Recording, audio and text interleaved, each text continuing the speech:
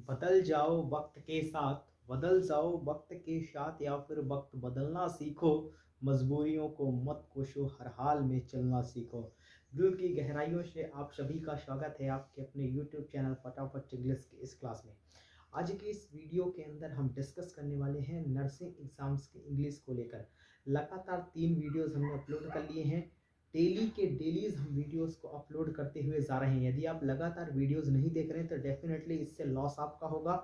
ये चौथा वीडियो है और ये चौथा वीडियो प्रीपोजिशन का है, ठीक है। इसके पहले हमने 20 क्वेश्चंस 3 वीडियो में कंप्लीट कर दिए हैं और इसके आने वाले वीडियोस में आज हमने 10 क्वेश्चन उठाए। आने वाले 2 वीडियोस इसके बाद और आने वाले हैं, यानी कम से कम 60 से 65 क्वेश्चन प्रीपोजिशन के हम कवर करेंगे और इसके बाहर आपके एग्जामिनेशन में एक भी क्वेश्चंस नहीं आएंगे। डेफिनेटली यदि आप चैनल पर नए हैं तो इस चैनल को डेफिनेटली सब्सक्राइब करिए, क्योंकि एग्जाम तक आपको इंग्लिश से रिलेटेड जो भी synonyms, antonyms, one word substitution, idioms and phrases, इसके अलावा जो एरर है, ये सब के सब everything cover in this videos in this channels, ठीक है।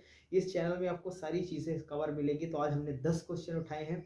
जो लड़कियाँ कई बार नर्सिंग का एग्जाम दे चुकी हैं, मेनी अटेम्प्ट दे चुकी हैं, ठीक है, अलॉट ऑफ अटेम्प्ट दे चुकी हैं, लेकिन फिर भी उनका एग्जाम नहीं क्लियर हो पा रहा है, इंग्लिश की वजह से उनका सिलेक्शन रुक जा रहा है, उसका एक मेजर चंक है, एक मेजर रीज़न है।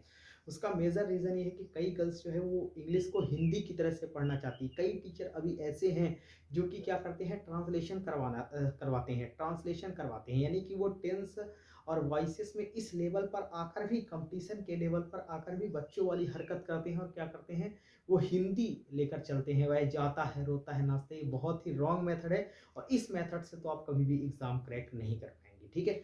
चलिए शुरू करते हैं। क्लास आज क्लास 4th है। क्लास 3rd तक के तीनों वीडियोस आप देखिए। इसके बाद चौथी वीडियो में आज आपको 10 क्वेश्चन मिलेंगे। ये जितने भी कॉन्सेप्ट यहाँ पर मिल रहे हैं सब एग्जाम रिलेवेंट सॉलिड कॉन्सेप्ट है। एक क्लास देख कर देखिए, एक क्लास अटेंड करके देखिए, आपको ऐसे भी समझ में आ जाएगा या इस क्लास का लेवल क्या है और जहाँ आप पढ़ रहे हैं वहाँ का लेवल क्या है, ठीक है। चलिए शुरू करते हैं बिना किसी प्रॉब्लम के। एरर के क्वेश्चन हम सॉल्व करा रहे हैं। आपको बताना पड़ता है कौन से पार्ट में एरर है, ये मैं डेली के डेली आपको नहीं बताऊंगा, मैं पिछले वीडियोस में बता चुका हूँ, ठीक है। पहला सवाल है हिज फादर ब्रॉट सीट, ये आपका पार्ट ए हुआ, and distributed them part B between his 5 children, part C no error, और पार्ट डी, ठीक है। यानी कि 4 पार्ट है, आपको बताना है कौन से पार्ट में एरर है। अब देखिए यहाँ पर एक बहुत बढ़िया सवाल है दोस्तों। 2 प्रयोग यहाँ पर हम सीखेंगे, उन दोनों यूसेज को आप लिख लीजिए, वो दोनों यूसेज को हम सीखेंगे। सबसे पहले यहाँ पर लिखिए आप बिटवीन का यूज। अलग से इन कॉन्सेप्ट को नोट करते चलिएगा। पहले क्वेश्चन के बाद दिखेगा नोट बिटवीन का यूज। बिटवीन की जब भी हम बात करते हैं तो हम बिटवीन के लिए कहेंगे two at a time. Two at a time, सब एक बार में 2 की बात की जाए तो बिटवीन का प्रयोग, कई सारे टीचर लोग पढ़ाते हैं बिटवीन का यूज 2 के लिए, नहीं नहीं। जब एक बार में 2 की बात की जाए तो हम बिटवीन का यूज करते हैं, यानी हम कह सकते हैं बिटवीन का use two at a time, एक बार में 2 को बताने के लिए बिटवीन। इसी प्रकार से यदि हम अमंग की बात करें दोस्तों, यदि हम अमंग की बात करें, ऊपर लिख रहा हूं, तो अमंग की बात हम तब करते हैं जब हम लिख सकते हैं कि जब एक बार में 2 से ज्यादा की बात की जाए, ये नंबर ज्यादा है, ठीक है।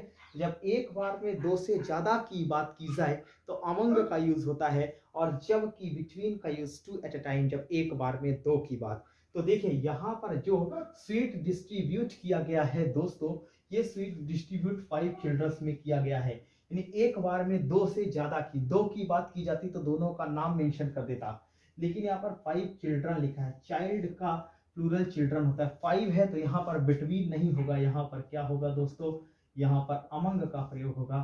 तो जो पहला सेंटेंस है उसमें अगर देखा जाए तो पार्ट सी में मिस्टेक थी, बिटवीन की जगह अमंग आएगा, क्योंकि एक बार में 2 से ज्यादा की बात की गई, 5 चिल्ड्रन की बात की गई, तो यहाँ पर अमंग का प्रयोग। नेक्स्ट सवाल, द टॉप रैंकिंग कैंडिडेट्स, पढ़ने का तरीका सीखिएगा। The top ranking candidates part 1 will be appointed in part B senior jobs in good companies, part C no error, part 4।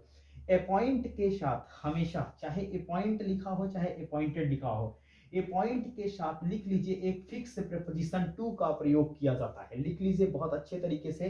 Appoint के साथ जब किसी जॉब या प्रमोशन की बात की जाए, उसमें यदि प्रमोशन दिया जाए, जॉब्स की बात की जाए, प्रोफेशन की बात की जाए, तो अपॉइंट के साथ एक फिक्स प्रीपोजिशन टू का यूज किया जाता है, टी ओ लिख लीजिएगा। फिक्स प्रीपोजिशन है, अपॉइंट के साथ टू आएगा, ठीक है। तो अपॉइंट के साथ टू का प्रयोग। सेकंड सवाल भी सॉल्व हुआ। नेक्स्ट सवाल पर चलते हैं। My niece has been part 1 married with part 2 the richest man of the town part 3 no error. बहुत बढ़िया सवाल है। अब देखिए इस कॉन्सेप्ट को सीखना बहुत जरूरी है। इस कॉन्सेप्ट को सीखने के लिए हमें ऊपर के दोनों क्वेश्चंस को हटाना होगा। क्या ऊपर के दोनों क्वेश्चंस आपने अपनी नोटबुक में नोट कर लिए हैं? डेफिनेटली मैं ऐसा मानता हूं कि आप नोट करते हुए चल रहे हैं, ठीक है। तो हम इसे क्या करते हैं, इसे हम हटाने का प्रयास करते हैं बिना किसी प्रॉब्लम के। चलिए ठीक है, तो इसको हम हटाते हैं और हम डिस्कस करते हैं, ठीक है। Where is my duster, duster. चलिए ठीक है, इसको अभी हटा देते हैं, ऐसे ही डस्टर इधर पे है नहीं। चलिए तो अब हम बात कर लेते हैं थोड़ा इस सवाल नंबर 23 की। 23 सवाल नंबर 23 के का डिस्कशन करेंगे। बहुत अच्छा कॉन्सेप्ट है। जब भी हम मैरी की बात करते हैं, लिख लीजिएगा ये कॉन्सेप्ट, मैरी। तो मैरी के साथ एक्टिव वॉइस में नो प्रीपोजिशन। मैरी के साथ एक्टिव वॉइस में कॉन्सेप्ट पेपर में, एसएससी में भी आता है, हर एक एग्जाम में आता है। मैरी के साथ एक्टिव वॉइस में नो प्रीपोजिशन। मैरी के साथ एक्टिव वॉइस में कोई भी प्रीपोजिशन का यूज नहीं किया जाता। जबकि पैसिव वॉइस में मैरी के साथ, मैरी लिखे मैरिड लिखे, बात एक ही है। मैरिड के साथ अब दो प्रीपोजिशन यहाँ पर रुक जाते हैं। मैरिड के साथ टू या विथ। तो मैरी के साथ कभी भी आप विथ प्रीपोजिशन का यूज नहीं करेंगे। मैरी के साथ टू, सुन लीजिएगा एक बार गौर से। मैरी वर्ब के साथ, मैरी लिखे या मैरिड लिखे, मैरी के साथ एक्टिव वॉइस में किसी भी प्रेपोजिशन का यूज नहीं किया जाता, किसी भी प्रेपो का यूज नहीं किया जाता। जबकि मैरी के साथ पैसिव वॉइस में टू प्रेपोजिशन का यूज किया जाता है, विथ का यूज नहीं किया जाता। तो चलिए हम समझ लेते हैं। अब आपके दिमाग में क्वेश्चन आ रहा होगा कि पैसिव वॉइस पहचानेंगे कैसे। इसका बहुत सिंपल तरीका है। बी के साथ यदि कहीं भी थर्ड फॉर्म आए तो वो पैसिव वॉइस का सेंटेंस होता है। अब वी के अंदर कौन कौन सी वर्ब होती है, वी के अंदर कुछ वर्ब यहाँ पर लिख रहा हूँ, बी फॉर्म की वर्ब लिख लीजिएगा। वी फॉर्म की वर्ब होती है इज, एम, आर, वाज, वर और बीन। ये सब के सब बी फॉर्म की वर्ब होती हैं। इनके बाद यदि कभी भी थर्ड फॉर्म आए तो वो हमेशा काहे का सेंटेंस होगा, पैसिव का सेंटेंस होगा। चलिए एक सेंटेंस आपके सामने लिखकर मैं दिखाता हूँ। एक सेंटेंस में आपके सामने लिखकर दिखाता हूँ। मैंने लिखा राहुल मैरिड, फिर मैंने लिखा टू विथ सोनाली। इस सवाल में आपने देखा राहुल मैरिड, क्या इसमें बी की फॉर्म आई, कोई is, am, are, was, were, been में से कुछ आया, नहीं आया। तो ये फिर कहे का सेंटेंस है एक्टिव। एक्टिव के सेंटेंस में क्या मैरी के साथ कोई प्रेपोजिशन आएगा, कोई प्रेपो आएगा, नहीं आएगा। तो यहाँ से दोनों हट गया। तो ये सही सवाल हो जाएगा राहुल मैरिड सोनाली। अब मैं इसी को थोड़ा चेंज करता हूँ और मैंने लिखा Rahul is married to with Sonali. तो इस सवाल का राइट आंसर क्या होगा? आपने कहा सर यहाँ पर इज के साथ थर्ड फॉर्म, यानी ये पैसिव का सेंटेंस है। अभी भी बताया कि बी के साथ थर्ड फॉर्म आए तो वो पैसिव का सेंटेंस होता है, और बी के अंदर आते हैं इज, एम, आर, वाज, और वीन, ठीक है। तो यहाँ पर इसमें क्या आएगा, टू आएगा, विथ नहीं आएगा। उम्मीद करता हूँ कॉन्सेप्ट आपको समझ में आ गया होगा कि मैरी का कॉन्सेप्ट किस तरह से चलता है। तो यहाँ पर लिखा है हैज बीन, यानी कि वी फॉर्म, और इसके बाद थर्ड फॉर्म आया है तो इसके साथ विथ नहीं है, इसके साथ क्या आएगा, टू आएगा, ठीक है। यानी कि पार्ट बी में गलती थी। नेक्स्ट सवाल, as the meeting was about to end part 1 he insisted to ask part B several questions part 3 no error part 4।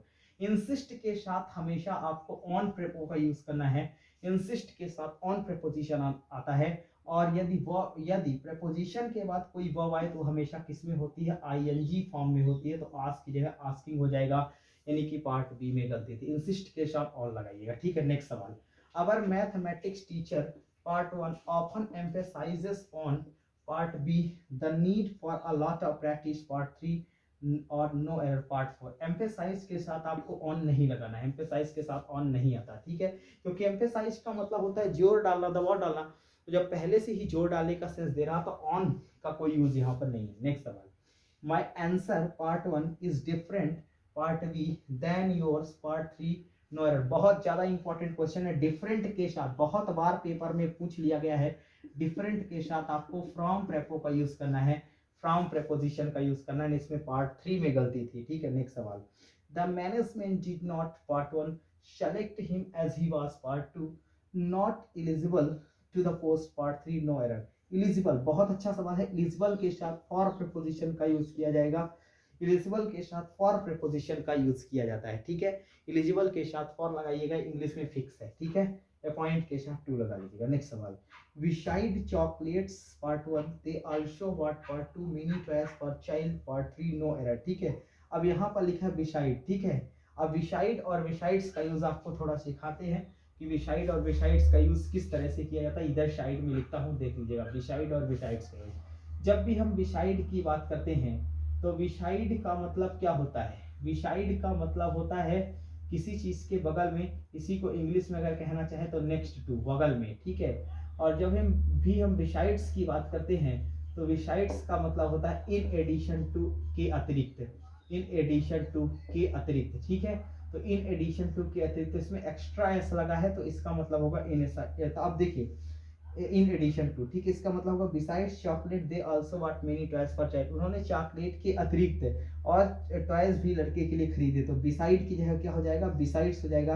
यानी यहाँ पर तो पार्ट ए में ही गलती मिल गई। अच्छे सवाल लग रहे हैं दोस्तों। Next, the teacher was pleased part 2 at Sanjay part 3 no error, ठीक है। तो प्लीज्ड के साथ हमेशा फिक्स प्रीपोजिशन विथ लगाइएगा। लिख लीजिए यहाँ पर किस पार्ट में गलती है, 1 2 3 पार्ट में गलती है। प्लीज्ड के साथ लिखिए फटाफट से लिखिए, प्लीज्ड के साथ या प्लीज के साथ इंग्लिश में विथ प्रेपो का यूज किया जाता है। नेक्स्ट सवाल, the earth we live in part 1 is enveloped on all sides by air. इस सवाल को एक बार और पढ़ते हैं। The earth we live in is envelop, बहुत बढ़िया। एनवलप के साथ हमेशा आपको कौन सा प्रेपो यूज करना है? इसके साथ भी आपको विथ का प्रयोग ही करना है, ठीक है। तो इसमें पार्ट 3 में मिस्टेक मिल गई, ठीक है।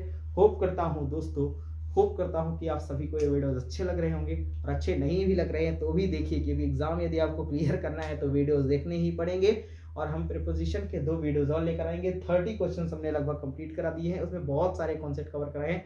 कॉन्सेप्ट वाइज नोट्स बनाइए। तो मिलेंगे आपसे नेक्स्ट वीडियो में, चैनल को करिएगा सब्सक्राइब। तो मिलते हैं आपसे नेक्स्ट वीडियो में, तब तक अपना ख्याल रखिएगा। जय हिंद।